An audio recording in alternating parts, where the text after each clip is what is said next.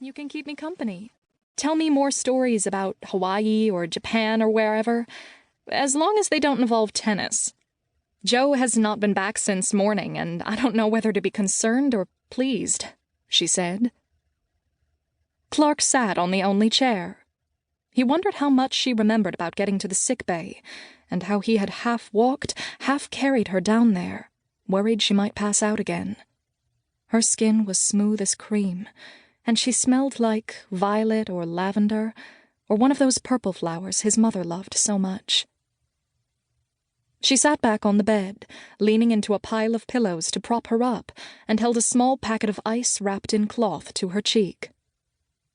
"I'm usually not squeamish about blood, unless it's mine. Then all bets are off," she said. There had been a boatload of blood. Enough that he had had to take a few deep breaths to steady himself. Being in the Navy didn't necessarily cure one of squeamishness, a weakness he was not proud of. "You're one up on me, then," he said. "I don't do well with blood in general." Being a doctor's daughter made me immune. Or so I thought. I've never actually had stitches myself or any type of surgery, she said, closing her eyes and sinking back. "I imagine it's different when you or someone you care about is hurt," he said, thinking of Beth. He tried to shut the memory out of his mind, but it was always there, just beneath the surface, a gash in his soul that would never heal.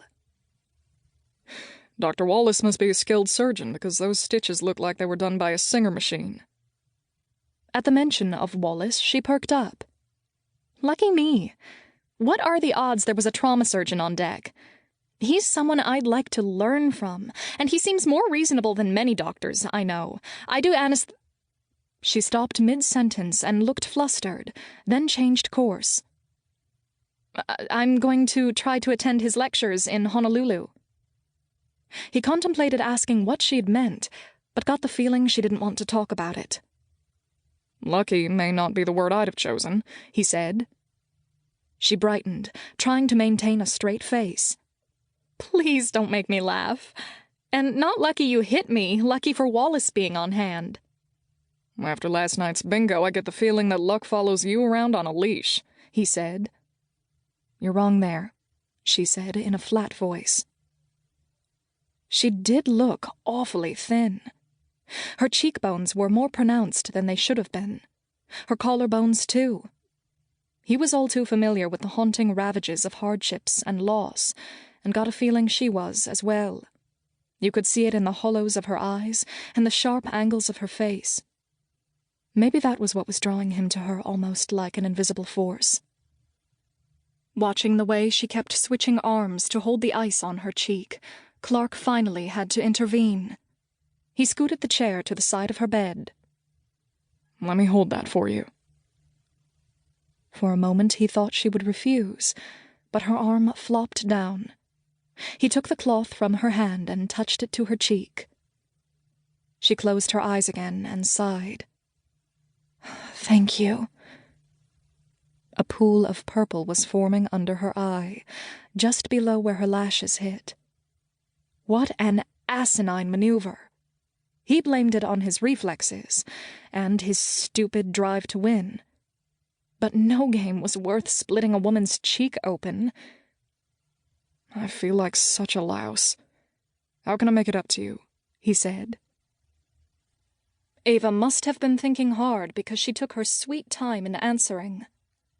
"How about teaching me a few phrases in Japanese? If Hawaii is full of Japanese people, it might help me to know a little," she said, raising an eyebrow his way.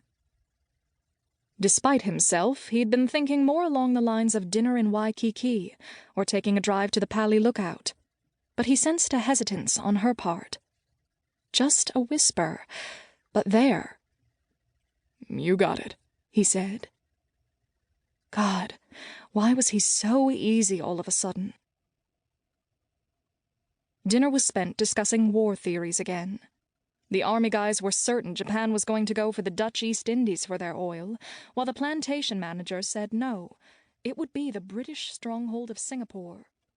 The general public only knew what they read in the papers or heard on the radio.